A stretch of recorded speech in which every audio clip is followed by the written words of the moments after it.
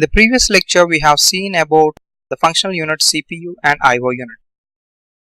In this lecture, we are going to discuss about memory unit and its functionality. Memory means storage. We are needed to store large amount of files, programs, videos and pictures in our memory devices. In general, the basic unit of memory is a bit. That is, a bit is either a 0 or else 1.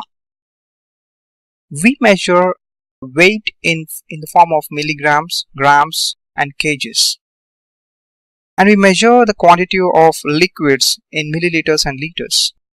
In the same manner, we are going to store large amount of files or programs, videos and pictures for which we need measurement. So how do we measure our memory? The basic unit of measurement of memory is bits, that is either bit 0 or else bit 1. The collection of 4 bits is called as 1 nibble, and collection of 8 bits is 1 byte, and 1024 bytes is nothing but 1 kilobyte. 1024 KB is 1 megabyte. 1024 MB is 1 gigabyte, and 1024 ZB is going to be 1 terabyte. Next comes the petabytes and zettabytes. So this is how we are going to measure our memory.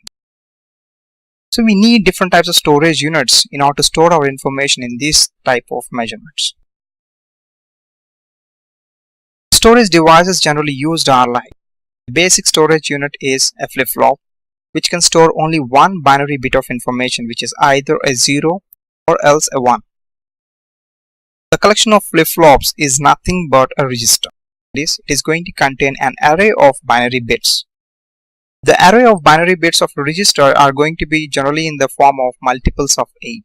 That is, 8-bit register, a 16-bit register, a 32-bit register.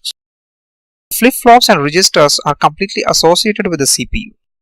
Whenever CPU fetches the instructions, information is stored in the registers, and the calculated results are stored in the registers, and they are moved to the respective destination units. Other than these storage units, we have the cache memory, main memory and the secondary memory. Going to the cache memory.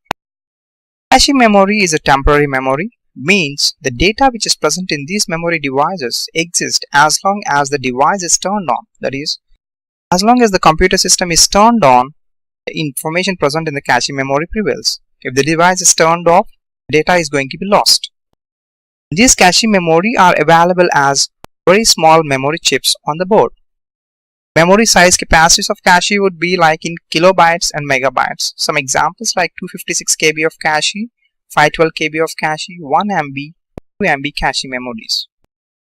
Coming to the main memory, which is also a temporary storage memory, call it as random access memory as an acronym. And its memory size capacities are much higher than the cache, which will be in MBs and GBs, 1 GB RAM and 2 GB RAM.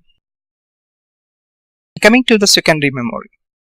Storage devices are going to be the permanent memory devices where the data is going to be prevailed permanently even the device is turned off.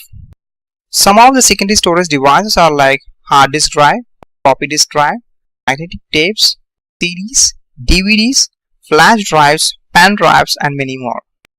And the memory size capacities are going to be very huge, something like gigabytes and terabytes. Examples like 256 GB of secondary memory, 500 GB of hard disk, 1 TB of hard disk, 2 TB of hard disk. In the design of the computer system, we need to store our information, for which we need a storage unit.